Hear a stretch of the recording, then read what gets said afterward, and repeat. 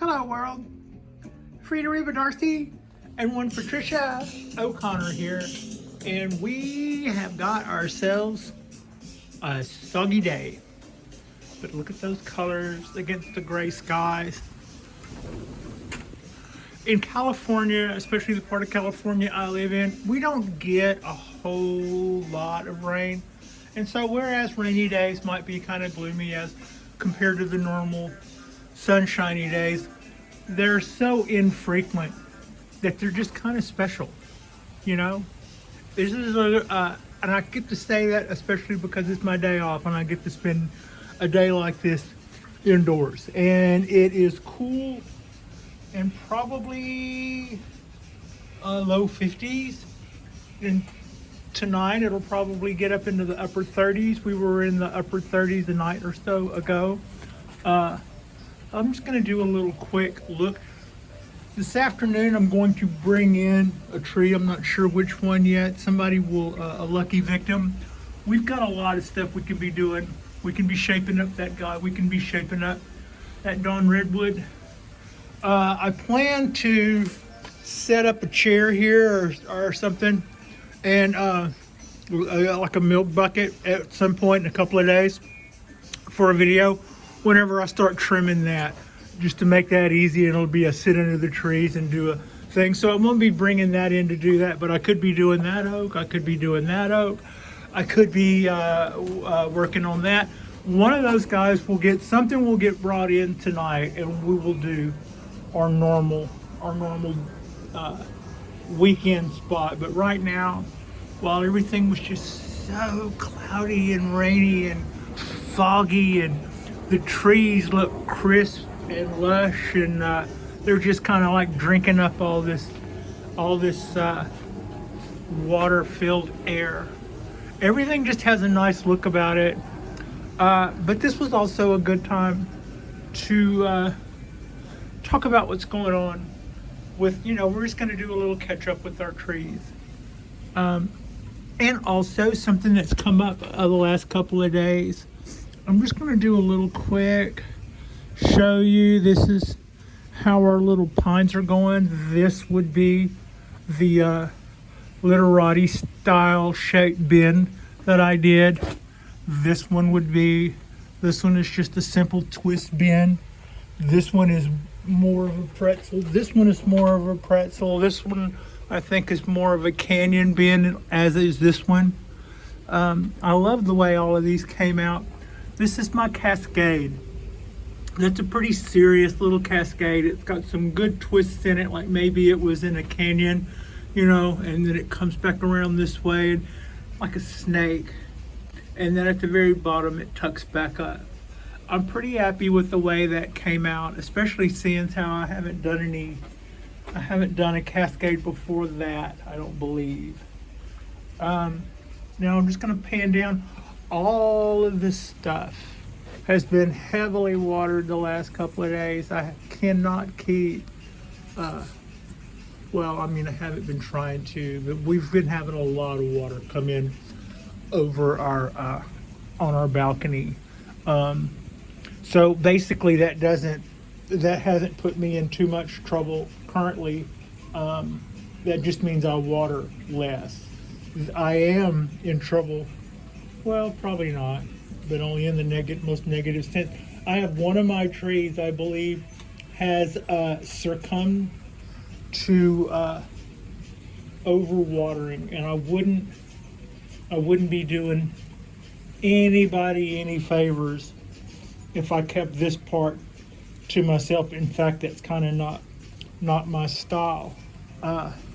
If we're doing anything here educational, it's both sharing what we're learning in a positive reinforcement way from the lessons that we pay for, either by shared knowledge of other enthusiasts who have been there and done that, or shared knowledge from our mistakes, especially when we think we know what those mistakes may have been.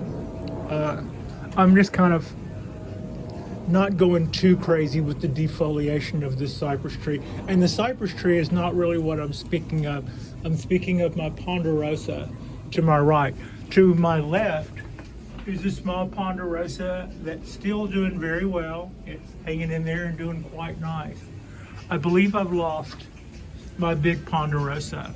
There's very, very, very little in the way of things that aren't just absolutely dead on the tree. Very, very little in the way of green growth, and I don't think I see anything in the way of green growth that doesn't look to be affected in some way. I think all new growth on this tree has stopped, and do I think it's going to get better? No, I actually think that it is already dead.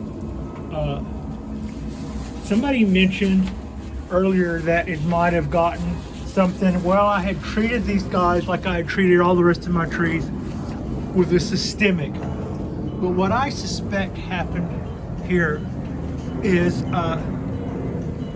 you water ponderosas less frequently than you would water the same size, the same Japanese black pine of the same size in the same size pot in the same situation. It would take, a third less water is probably a good guesstimate, all other things being equal, species to species. And when October came around, last year we didn't hardly get a winter. I didn't really feel like the temperatures changed enough. For instance, I had green leaves popping out on my trident maple all year last year. Same thing with my little Kodahine maples. Some of this stuff just never really looked like it went dormant. So I was kind of giving it a wait and see. And to that end, in October and end of September and October, our temperatures had never fluctuated. They still felt pretty much like they had been the same. They weren't sweltering like they've done in the past, but they weren't really cool. But the days were getting shorter and the leaves were definitely changing colors. I didn't know that my ponderosa was going into dormancy. I associated dormancy with more the temperature than the light of day. So the tree that would get watered a third less would then be getting watered maybe half as much as that because it's now in dormancy. Only I didn't catch on. I continued to water this tree and a few others as if we were not in dormancy yet. And that probably didn't do that for long. I probably maybe, I might have been guilty of that for up to 3 weeks, between 1 and 3 weeks. But then right after that, we had the wettest October we've had in recent years past. And I think of rainwater as the cure to everything. I don't think of rainwater as water sometimes. I mean, that's stupid, but looking back, that's kind of what I did.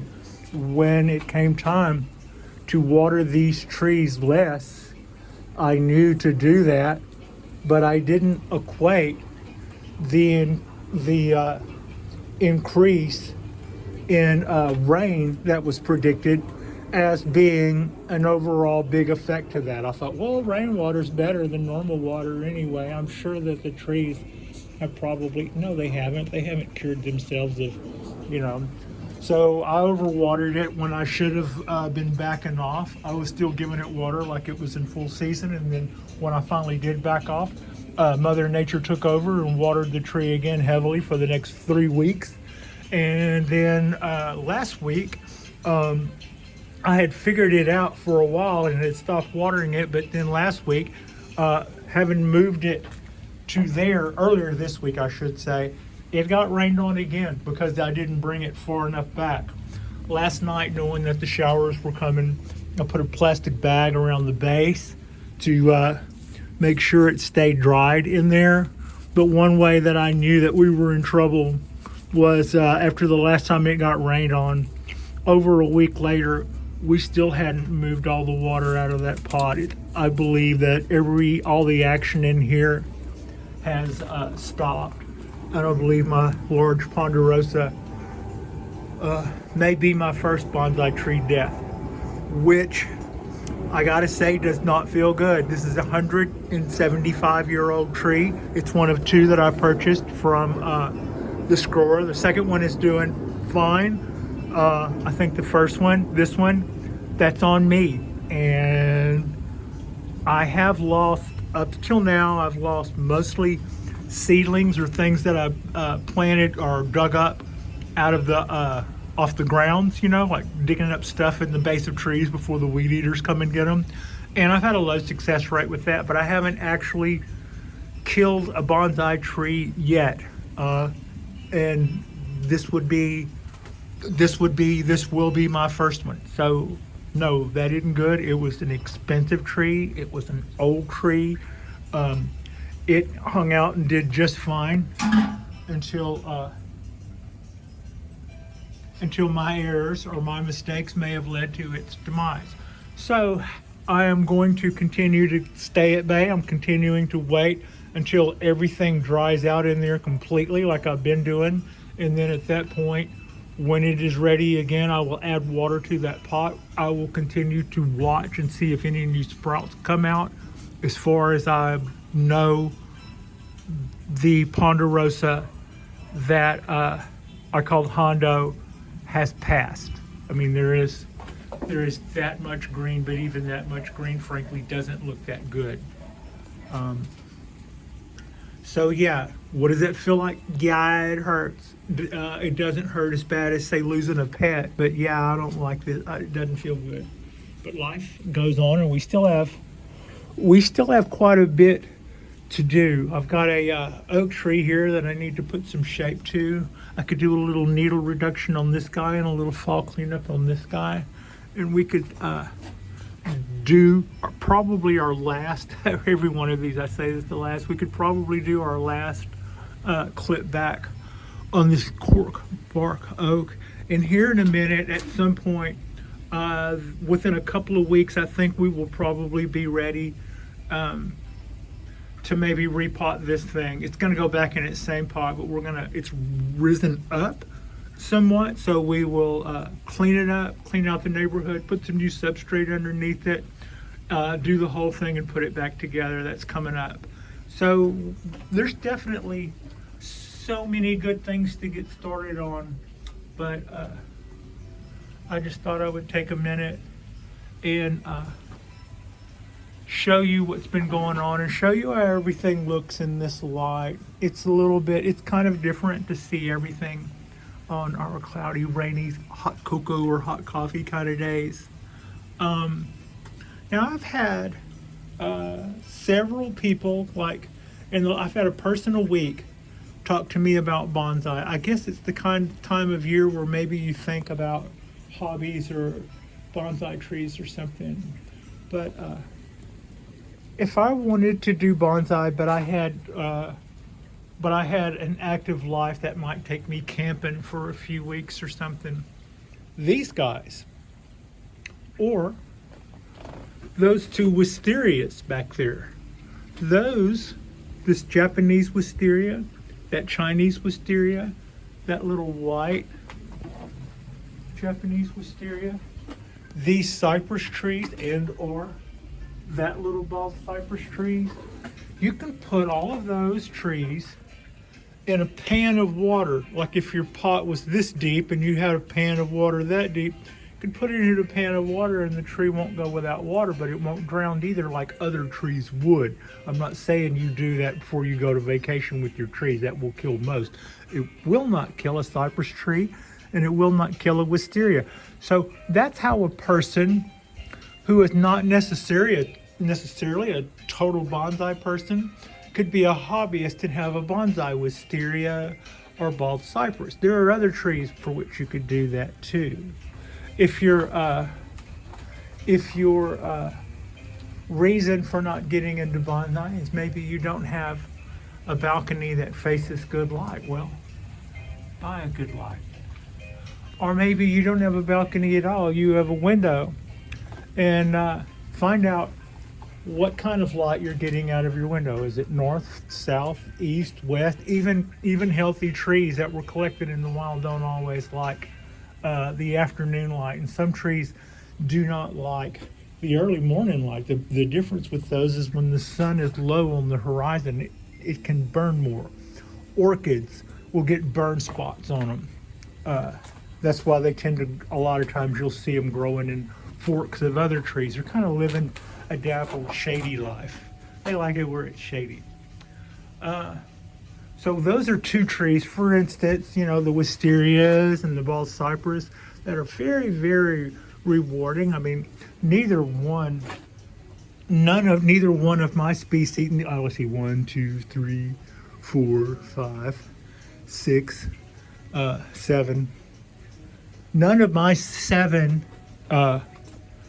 easy trees, like I was saying, the wisterias and the bald cypress are finished bonsai by any means, but I think in their own way, they're already very impressive and very pretty to look at and very rewarding to grow. They don't have to be done to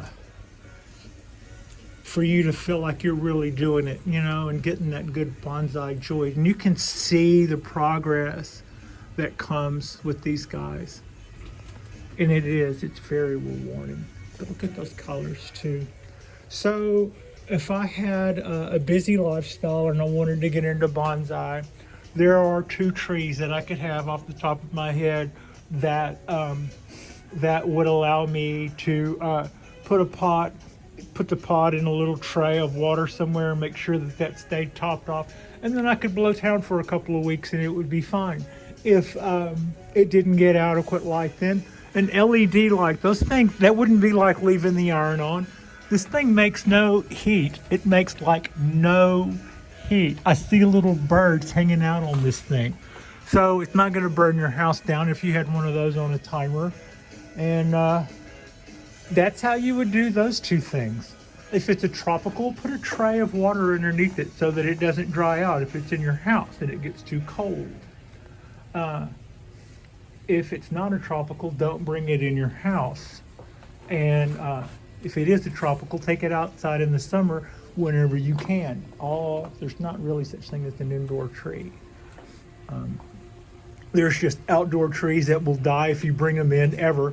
And then there's tropicals that if you leave them out in the wintertime, in a lot of climates, they won't survive. So people will sell those as so-called indoor bonsai. And you can keep those indoors. Some of them live indoors for a very, very, very long time.